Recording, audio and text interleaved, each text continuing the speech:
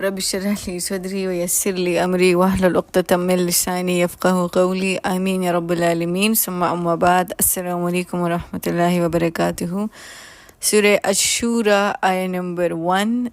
Surah Ash-Shura Makki surah da. They get 5 rukudi or total 53 ayati. It's a Makki surah. It's a unique surah in the Quran. چې د دې شروعات 15 حروف مقطعات نشوي دي. حامیم او عین سین قاف دا حروف مقطعات دي. کذالک یوحی الیکا، اور دغه سے وحی کیږي تا ته صلی الله علیه وسلم. یعنی دا حروف مقطعات څه مطلب دی د دې دلته راتلو په دې آیات کې په دې صورت کې 15 حروف مقطعات څه مقصد دی؟ دا یو میسټری، دا یو وزډم، دا یو حکمت، دا صرف الله ته پته ده. اور ته به دې ته فرمانبرداري کې you have to submit to it. نو کذالک یوحی الیک، دغسې وحی کېږي ستا ته به دا منې. اور نور د دې سره نو ایمان والا وإلی الذین، اور هغه خلکو ته من قبلک چې کوم ستانه مخکې وو. الله العزیز الحکیم، اور الله تعالی نهایت غالب او خوب حکمت والا دی. په کذالکا کې دې خبرې ته اشاره ده چې نبی علیہ السلام په شان چې کوم نور مخکې انبیا تیر شوي دي، نو هغوی ته د نبی علیہ السلام په شان تعلیم ورکړی شوی دی. د دې آیات تشریح به مخکې 13 نمبر آیات کې مونږ ته واضح شي. وإلی الذین من قبلک الله العزیز الحکیم، اور ستانه مخکې چې کوم خلک راغلي هغوی ته اور الله ډیر غالب خوب حکمت والا دی. له ما فی السماوات و ما فی الارض، اور د الله لپاره هغه څه دي چې په اسمانونو کې دي او هغه څه چې په ځمکه کې دي.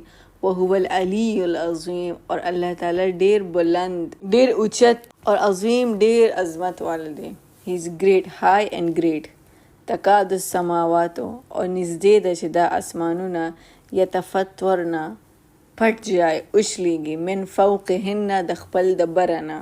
دا اسمانونه د فرشتو نه دومره ډک دي، دومره کراوډډ دي، دومره رش دی په دې کې د فرشتو، دومره لوی اجتماع ده په اسمانونو کې چې نږدې ده چې دا اسمانونه د دې رش او د دې کراوډ د وجې اوښلیږي.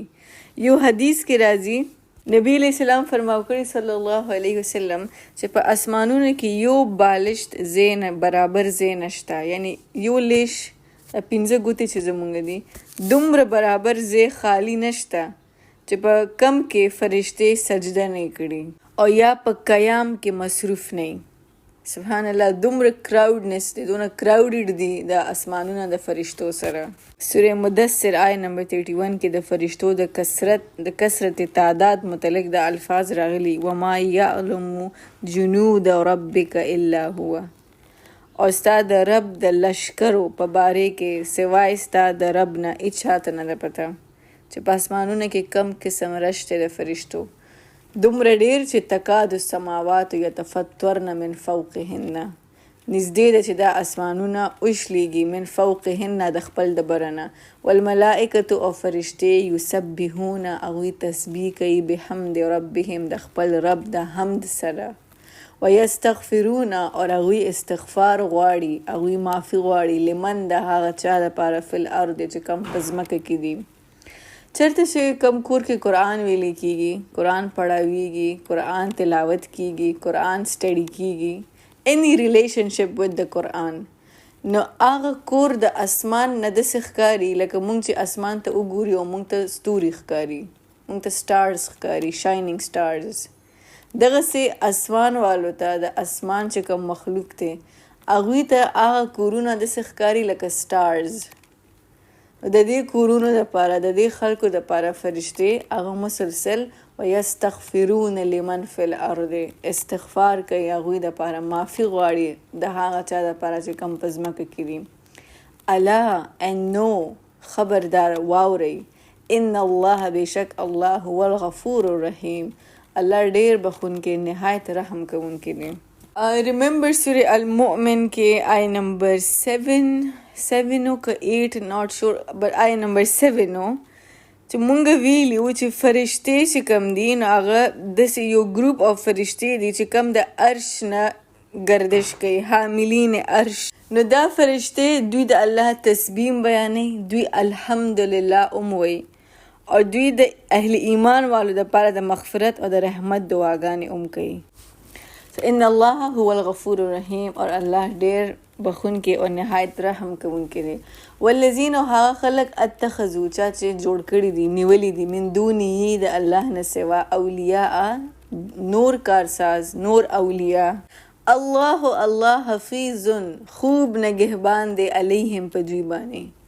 د دوی دا خیال دی مشرکین چې دوی به د الله سره نور معبودان جوړ کی او د هغه معبودانو د هغوی شفاعت او د هغوی شفاعت د وجې د هغوی د شفاعت په ذریعه سره به دې خلکو ته د الله تعالی قرب حاصل شي او دوی به جنت ته لاړ شي، او یا به دوی به د الله سره ډایرکټ حساب کتاب نه کوي.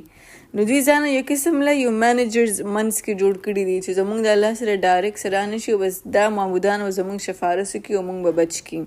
خو دوی ته دا علم نشته چې د دوی ټول اعمال چې څومره افعال دي د هغې نگرانی او د هغې نه چې کوم خوب خبردار دی هغه دی الله حفیظ علیهم.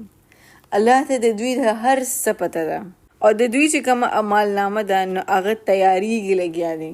وما انت علیهم بوکیل، او نه به ته په دوی باندې نگران. نبی علیہ السلام ته ویل کېږي چې د دوی دپاره ته ذمہ دار نه. وکذالک، اور همدغسې اوحینا مونږ وحی کو الیک تا ته قرآنا عربیا، قرآن په عربي کې، لتنذر تاکې ته ویرې القرى د مکې والا خلک، یا وی مور ته، اور القرى وی سټي ته، شهر ته. نو د ټولو شهر چې کوم مور ده یعنی د کیپټل اف د سټیټ، القرى هغې ته ویل کېږي د مدر اف د ټاون، د مدر اف د سټیټ. القرى هغې ته ویل کېږي چې کم د یو ځي سوشل اکنامیکل پولیټیکل یو کیپټلي، یو ریجن یو کیپټلي، یو سینټرل ځای چې کم ځای کې د بزنس هبي، کم ځای کې د پولیټیکل یو هبي، اکنامیک هبي په هغې کې د ټول ځای سینټر، کم ځای کې چې ټول امپورټنٹ فیصلې کېږي، ډیسیژنز کېږي، مین چې څومره خلک دي، لیډرز دي، منسټرز دي، هغه په هغه ځای کې هغې ته وایي القرى. یو نو دیټس د کیپټل اف د سټي. او دا موږ په اولني صورتونو کې ویلو چې کله الله تعالی رسول رالیږي، که یو ملک ته الله تعالی رسول رالیږلی دی نو دا نه چې هر یو شهر ته جدا جدا رسول رالیږلی، بلکې د هغه ملک چې کوم کیپټل دی هغې ته رالیږلی دی او یو رسول رالیږلی. اوس اهل مکه ته په خپل عربي ډېر پراید و، ډېر فخر غرور به کو چې کوم اجمي و نو هغوی ته به ډېر زیات ښکته کتل چې تاسو عربي نه درځي. دغسې خانه کعبه د ابراهیم علیه السلام کوم کنسټرکشن کړی، آدم علیه السلام، نو هغه هم په مکه کې و. نو ټول کم ټریډ او حجیان به راتلل او څونه حاجز و هغوی به هم مکې ته راتلل. نو مکه چې کوم وه هغه القرى وه، د جزیره نمای عرب یو سینټرل ځای و. نو قرآن او نبی علیه السلام هم القرى یعنی مکې ته راغلی و، او د دوی لینګویج عربک وه، نو قرآن هم په عربک کې راغلی و.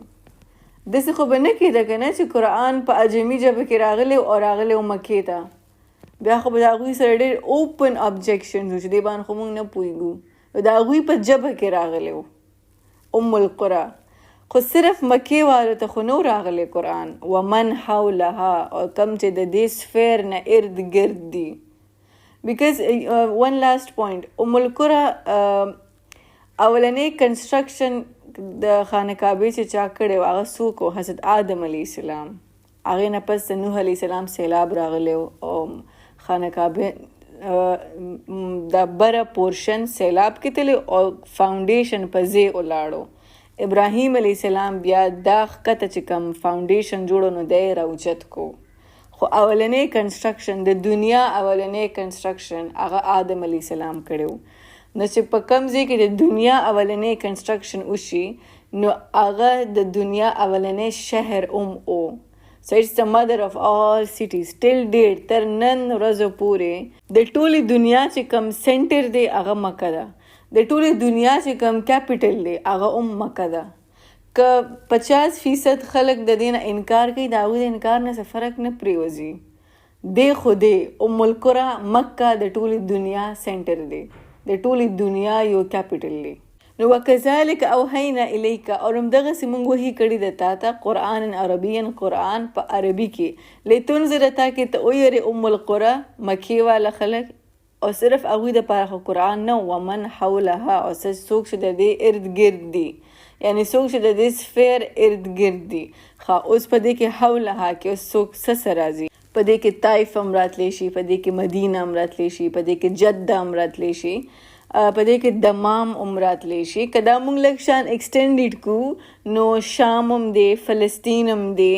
که لږ نور ایکسټینډډ کو نو عراق دی، ایران دی، پاکستان دی، یمن دی.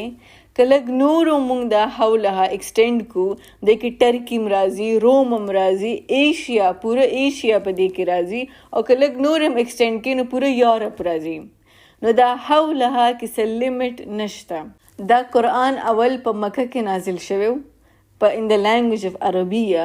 د دې اولنې آډینس هغه مکې والو، خو دا صرف د هغوی دپاره نه و، هغوی اولنې آډینس و، اورېدلې هغوی اول دی، د هغوی په مخامخ برای راست نازل شوی دی. خدا ومن حولها، دا د مکې چې څومره ارد ګرد دا ټول سفیر ما تاسو ته ووایي، د ټولې دنیا دپاره دا دی. او د دې مقصد څه دی د دې قرآن؟ وتنذره، تاکې ته ویرې، تاکې ته وارننګ ورکړي. یوم الجمع، د جمع کېدو د ورځ، د ډے آف ګیدرنګ. د جمع کېدو ورځ څه ته وایي؟ قیامت ورځ ته وایي. او دا ګیدرنګ به چېرته کېږي؟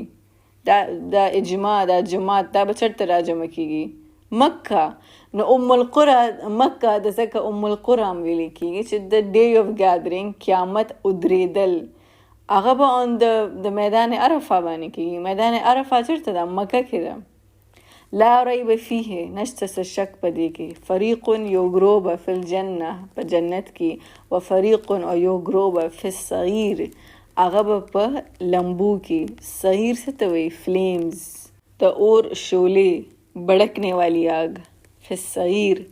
ولو شاء الله، اگر اغاړي الله، لجعلهم، نو جوړ به کی دوی ټول امتا واحده، جوړ به کی دوی ټول امت یو واحد. او که الله اغاړي نو د دنیا ټول خلق به مؤمن وي. ولکن، لیکن، یدخلو، الله تعالی داخلی من یشاء، او چاته چې اغاړي، فی رحمته، په خپل رحمت کې. د دې ترجمه داسې هم کیدی چې الله تعالی خپل رحمت کې هغه څوک داخلي، څوک چې د الله رحمت غواړي، څوک چې د الله د رحمت طلبګار ای، د هغه په زړه کې هغه جذبه ای، هغه الله خپل رحمت کې داخل کی. والظالمون، اور ظالم، ما نشته لهم، د هغوی دپاره من ولی ولا نصیر، نه څوک دوست او نه څوک مددگار. یعنی الله تعالی خپل رحمت، مغفرت او د جنت چې څونه نعمتونه دي، هغه صرف هغه کس ته عطا کوي چې کم خواهش خو لري که نه. او څوک چې د جنت خواهشمند دي نو د هغوی د لایف نه پته لګي، هغوی ولا محنت کوي او د هغې یو قسم له قیمت ادا کوي. ما تاسو ته ویلي چې ایون جنت چې کوم دی هغه قرباني غواړي، هغه هم ستا نه څه نه څه ډیمانډ غواړي، څه قرباني غواړي. او د جنت دپاره یو هاف ټو ډای فرسټ. نو الله قرب رانږدې کې، د الله د قرب دپاره ته به خپل څه نه څه خواهشات پرېږدې، د الله دپاره به قرباني ورکړې. سورة توبه کې آیت نمبر 111 کې دا الفاظ راغلي دي د اهل ایمان والو دپاره چې ان الله اشترى، بېشک الله تعالی خرید لی، الله تعالی واغستل، من المؤمنین انفسهم، د مؤمن جان، د هغوی نفسونه، و اموالهم، او د هغوی مالونه، بأن لهم الجنه، د څه قیمت کې؟ د جنت په قیمت کې. د هغوی جان، د مؤمن نفس او د هغه مال یې واغستو او په بدل کې ولا جنت ورکو. So this is how it is. ما تاسو ته last few lectures کې ویلي وو چې استقامت سره زندگی تیرول دي، اور استقامت لفظ راوتی دی د قیامت نه. مطلب دا دونه آسان نه دی. ته قربانی ورکې، ته سیکریفایس کې، ته د سو مشران دي، ته د هغوی خبرو اگینسټ ځې چې هغوی غلط وي او ته وایې نو آی سټینډ ود مای دین، زه خپل لایف سټایل چینج کوم، زه ستاسو په شان زندګي نه تیرول غواړم، تاسو دا غلطیانې کړي زه دا نه کول غواړم. دا اسانه خبرې خو نه دي، دا ویل اسان دي، کول چې دی اټس ویری هارډ. خلکو پوره رشته ختم شي. اهل مکه کې داسې یو کور نه و چې کم د اسلام نه پس یو ځای و اسلام چې رالو نو د یو کور نه پلار وتی او د بل نه زوی وتی او د بل نه بچی وتی. So this is how it was. دونه آسان خو نه دی دا چې ته د یو څه اگینسټ ځې، ته اسلام فالو کوې، ته دین فالو کوې، ته قرآن ډیټو قرآن خپل زندگی کې راولي او ته ځان یو واکینګ قرآن جوړ کې ډېر زیات سیکریفایس وکړې او ټوله کې لوی قرباني هغه څه ده د خپل نفس ته. بیکاز زمونږ کورونه الحمدلله هغه څه نه دي چې مونږ باندې څوک پابندیانې زمونږ نه برداشت کوي چې نو مونږ لیبرل سوسایټي لیبرل خلکو ته نه بلانګ کوو. الحمدلله زمونږ فیملی زمونږ مایند سیټ زمونږ سوسایټي داسې ده چې مونږ په اسانه باندې اسلام پریکټس کولی شو، مونږ باندې څوک ابجیکشن نشي کولی. خو ټوله کې لوی زمونږ دشمن زمونږ خپل نفس دی. اب روم کې دننه مونږ په فونز کې څه ګورو، په لیپټاپس باندې څه ګورو، څه اورو، خبرې څه کوو، خپل ورک پلیس ته ځو، هلته مونږ چا سره کینو، څه خبرې کوو، څه اورو، کم قسم کار کوو، پیسې څنګه کماو، حلال دی حرام دی، دوکه کوو او که نه دروغ غیبت چغلي all this دا زمونږ چیلنجز دي. زمونږ چیلنجز چې کوم دي که نه هغه زمونږ د نفس سره دي. بیک ان د ډے چې کله اسلام رالو نو هغه چیلنجز هغه ډېر سخت وو، هغه د هغوی د خلکو سره وو. زمونږ د خلکو سره نه، زمونږ د خپل ځان سره د خپل نفس سره دی. یو نیم ټایم چې د خلکو سره راشي، میجارټي 70% of the times چې دی هغه زمونږ خپل نفس دی. جهاد بن نفس. سو ولو شاء الله که وغواړي الله لجعلهم نو جوړ به کړي دوی ټول امتا واحدتا یو امت، ولکن یدخلو لیکن هغه داخلی خپل رحمت ته چاته چې غواړي. والظالمون او د ظالمانو دپاره به نه څوک دوست او نه څوک مددگار. ام اتخذوا من دونه اولیاء، آیا دوی جوړ کړي دي د الله نه سوا نور معبودان، نور کارساز. فالله هو الولی، اور الله آغا هو آغا الولی بہترین کارساز دے. وهو یحیی الموت، اور آغا زندہ کول کئی اور الموت موت ور کئی. وهو علی کل شیء قدیر، اور اللہ پا ہر چیز بانے قادر دے. کم عقل خلقو تا دا اشارہ دا چا تاسو اللہ پردی و تاسو چرت زئی. اصل حمایتی، اصل مددگار، اصل کارساز اخو بس صرف و صرف اللہ دے. کہ اہل ایمان دا اللہ پا دے صفاتو بانے یقین اکی. So Allah says in Surah Al-Baqarah, Surah Baqarah ayah number 257, Allah says, Allah waliyyu allazina amanu yukhrijuhum min az-zulumati ila an-nur. Allah wali de, Allah dost de د هغه خلکو چا چې ایمان راوړو اور وباسي دوی د تیارونه الی نور نور ته. نو د دنیا بس دوستی، د دنیا بس فرینډزي، د دنیا بس تعلقاتي. الله ولی دی، الله ستا فرینډ دی. امیجن الله د اسمانونو د ځمکې باچا، د هغه په لاس کې پاور، د هغه په لاس کې د قدرت، ذل جلال والاکرام، هغه ستا دوست شي. تا ته چا څه ضرورت؟ الله ولی الذین آمنوا یخرجهم من الظلمات الى النور. Do not underestimate the power of Allah. چې مونږ وایي دا کار کول ګران دي، دا کار کول، نو وهو علی کل شیء قدیر. الله په هر شیز باندې قادر دی. صرف او صرف ته توکل کوه او دعا کوه خپل، that's it. نور الله په هر شیز باندې قادر دی. که یو کس له دعا نه ورځي نو په دعا کې صرف دا الفاظ وایي، یا الله زه خو نور نه پوهېږم، زما دعا ډېره کمزوره ده، خو یا الله ما ته دا پته ده چې ته وهو علی کل شیء قدیر، ته په هر شیز باندې قادر یې. آیا ته زما سوچ ځي او که نه ځي، زه پرې پوهېږم او که نه پوهېږم، خو دونه ما ته پته ده چې وهو علی کل شیء قدیر، ته په هر شیز باندې قادر یې. دا کار زما وکړه، دا دعا زما قبول کړه، دا لاره ما ته آزاده کړه، دا دروازې ما ته کلاو کړه. because وهو علی کل شیء قدیر. With this we conclude. بارك الله لي ولكم في القرآن الحكيم ونفعني وإياكم بالآيات وذكر الحكيم. السلام عليكم ورحمة الله وبركاته.